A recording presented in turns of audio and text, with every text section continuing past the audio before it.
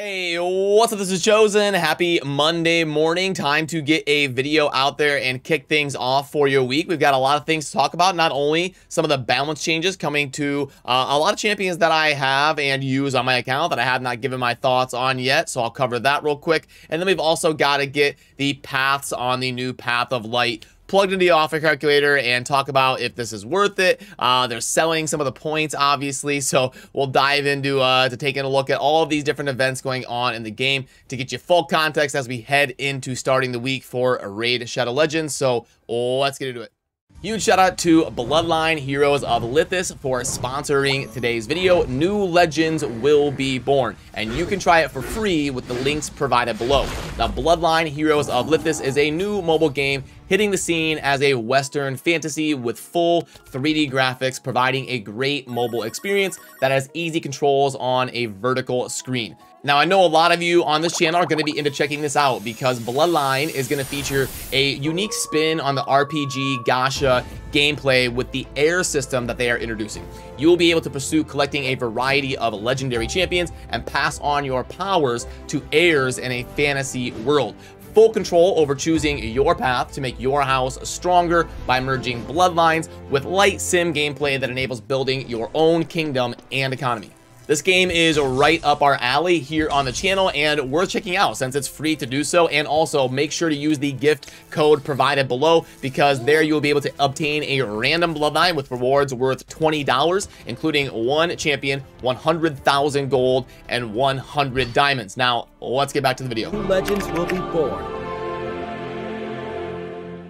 Alrighty, so yeah, first of all, I've been kind of traveling and having things going on this weekend, so I will be back to streaming every day and on that grind, cranking out 7 to 10 videos a week for the next few months here, starting today, and tomorrow we'll get things rolling back to normal. But I wanted to give you my thoughts really quickly on these balance changes from a couple of days ago because I've not covered it yet on the channel. We'll just go over it really quick because I'm sure you know what most of them are, but we'll start with Lord Shazar, who is getting a damage increase to Cruel Fate. And it's basically just going to affect the bomb detonation. Lord Shazar can do decent damage in the right situation when you get the bombs placed. And you'll see him sometimes in like tag team arena defense teams, and he can definitely pop off if enabled to do so. So all in all, I don't think the change is really going to do a whole lot to affect his usage rate, but it's a nice change because any love for Lord Shazar is welcomed. Then Venus is getting some love here on the A3. You can see the attack all enemies with a 50% chance to place HP burn. They're going to bump that up to 75% on the ability text. And then you can see the books add another 25%. So that is going to go up to a 100% chance to do AoE HP burn for 2 turns. Venus, already an extremely good general utility champion, grades out very well in the context of something like a tier list. And now she's going to be even better and even more reliable. I think that's good with the power creep of Raid and her being a Void Legendary. I love this change. It kind of keeps her in line with the changing of Raid over the last few years because Venus is a legacy champion that was released with the game on launch. So an update to her ability since she is a Void Legendary is definitely a good change. Lugan the Steadfast is going to be getting a couple different changes. First, we're going to be getting a cooldown reduction on the A2 Bodyguard. This used to be a 5-turn default that books to 4. It is going to be changing to a 4-turn default that books to 3. That's going to be pretty solid. He's all right. Lugan's a decent support slash healer, and this will, again, similar to Venus, he's a legacy champion. You've got some abilities that have way too long of cooldowns for what they do compared to the power creep of the game, so going to be a good change there. And then the A3 here, Mark of Silence, is going to be scaling with HP instead of attack. It was always weird that this scaled with attack because his A1 scales with HP. So they're going to be getting that back into line and a proper change, in my opinion, to just go ahead and make him scale with HP. Constantine the Dayborn is also getting a change here to the passive, which I think is very good. When Vlad the Nightborn is on the same team, then we are going to be getting a block revive for all champions killed. And right now, we've got it only affecting enemies from certain factions, Undead, Demon Spawn, and Night Revenant. But it's going to be changing to just champions killed by the champion cannot be revived if on the same team. I think that's a more in-line tandem ability that a Void Legendary should have. Cupidus also getting a little bit of love, and in tandem with Venus getting a similar change here. The attack 3 times at random and place an HP burn for 2 turns is going to go from 50% to 75% and then book up to 100, and also getting a damage grease. His flame out ability actually hits pretty hard, but this Flames of Passion ability is actually going to be changing from 3 times at random to all enemies. So now Cupidus is going to be a pretty decent damage dealer, because the damage increase here, and it changing to AoE, and it placing HP burn, and then also getting a buff to the tandem ability with Venus. Because this passive right here is going to be changing from inflict 25% more damage to targets under debuffs to just inflict 25% more damage when on a team with Venus. And then not only that, but gonna always counter attack when with Venus, and the counter attack for Cupidus is an AoE default. So a massive change to the tandem abilities of Venus and Cupidus, and they will definitely be viable for one of your Hydra team squads. Then to wrap things up here really quickly, Xingguang getting some changes that are much needed. He is one of the least desired Void legendaries in the game, and he's a new one, so you would hope that he's at least kind of cool and fitting into the game. So first, we're going to be getting a change to the A1, where instead of transferring a random debuff from the champion to the target, we're going to transfer all debuffs. So I think that is that's the right move to go. Keeps the spirit of the ability, but makes it a lot better. Then on the A2, we are going to be, instead of increasing the duration of 2 random debuffs, we're going to increase the duration of all debuffs. Now, this is actually pretty insane, because this can be booked to a 2-turn cooldown, and we are also getting a buff to this ability. You see the block active skills debuff for 1 turn, going to be changing to 3 turns. So that ability is really good now on a 2-turn cooldown. Yeah, the buff to that makes the A2 very solid. And then the passive here is going to be getting a pretty significant change as well. It's just going to switch to at the end of each turn, and it's going to affect all allies instead of just 1 ally, but it will change the block debuff effect from 2 turns to 1 turn, which is definitely fair, with the buff of it going to all allies. So gonna have to dive in and look at some of this stuff on Xingguang and reassess our Void legendary ranks. We're probably due to do another video talking about that, maybe bring a guest on the channel and see how our thoughts differ and stuff, especially now that we've had a couple new ones and some changes to a couple different Void legendaries, you know, Venus and Constantine and Xingguang. So maybe time to look into that as well. But that's all the changes in general. I think pretty good. The Lord Shazar stuff was a little bit underwhelming, but the changes to Venus and Cupidus was super cool. And then looking at some tandem abilities like Constantine and Vlad, and then also making Xingguang a lot more desirable and fitting into the game as well, and making some adjustments to things like Lugan and bringing them in to you know, more in line to the power creep of the game. So all in all, really solid. I would give the balance changes like a 7 out of 10.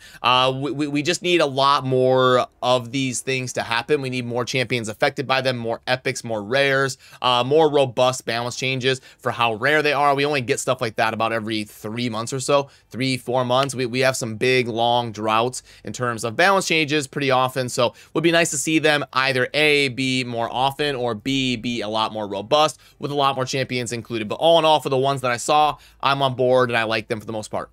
And now we got to transition to this Paths of Light topic. This is a very new concept. I've been playing Raid since the very inception of the game, and we've never really seen a mechanic like this where you get keys to unlock a side of event, and it's kind of like a really robust event, basically, where you get different choices on your rewards path that most suits you and your account. So we'll go over that, but like, I was trying to look and see what the community sentiment is when I was preparing for this video, and I would say the Reddit rage meter is at about probably 6.5 or so. We like to meme here on the channel about the Reddit rage meter. People don't seem to be liking this very much, and I'm gonna have to plug some of this stuff into the calculator to see exactly how good this event is, and we'll try to get an objective opinion as to which path might be the best to go ahead and focus on. Okay, so first off, before we dive into the value of each column of rewards here, just really quickly, how this is going to work is for the next 3 or so days, you're going to be accumulating these points here, these coins to unlock certain rewards, and you start with one key that you can use to open up a path. Now down the road, you will be able to unlock another path if you get enough points to acquire a key, like right here, event key. You get it right there on the left and the right, you get them at that point, and then in the middle one, it's a little bit sooner of right there. So now what I want to do is go ahead and plug in these different columns and see how they grade out. So we'll start with the one on the left. Okay, so there is, the one on the left plugged in, and now worth noting I am missing the charms because I plugged those in on a different calculator for the Forge calculator, but not too great. You can see the Chosen's purchase price of about $5 if this were like a pack in-game that I could scoop up is about what I would be willing to spend on it.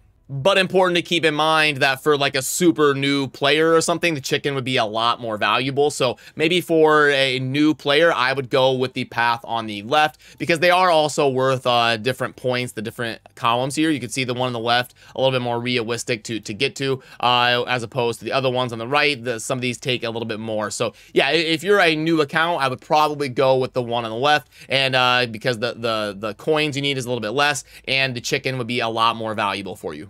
And then I can swap that over to the one in the middle. You can see it grades out at $660 for my purchase price if it was a pack, so a little bit more, but it takes more coins to get to.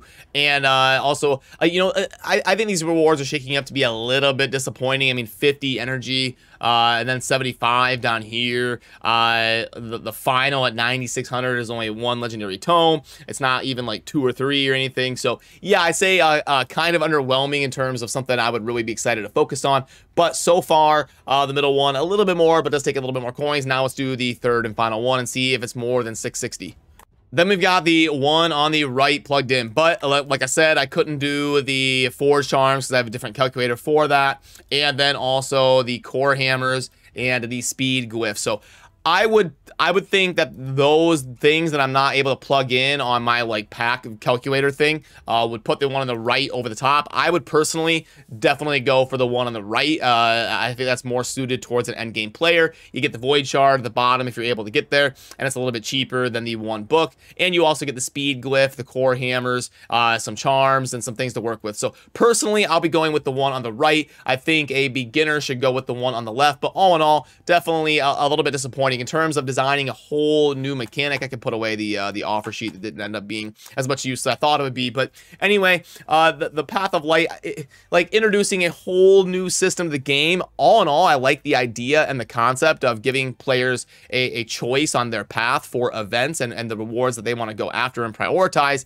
But this was, especially for our first time, they should have come out swinging and really had some fun stuff in here for people to go after and be excited about. This is pretty underwhelming. I'd give this like probably a 7 out of 10, 7 or 8 out of 10 in terms of the concept, and like a 2 out of 10 in terms of the implementation in game based on what I'm seeing right now. And this is hilarious. In the offer shop, they're selling these Litecoin packs. I mean, for 20 bucks, you get 14K. And then for that 14K, you're going to cash it in for like $3 worth of stuff. I mean, it does basically finish one of the paths for you. But yeah, I mean, you could really get a big start. 14K, 6K, 7.5, 9, plus 2. Yeah, I mean, you can basically complete one of the paths guaranteed.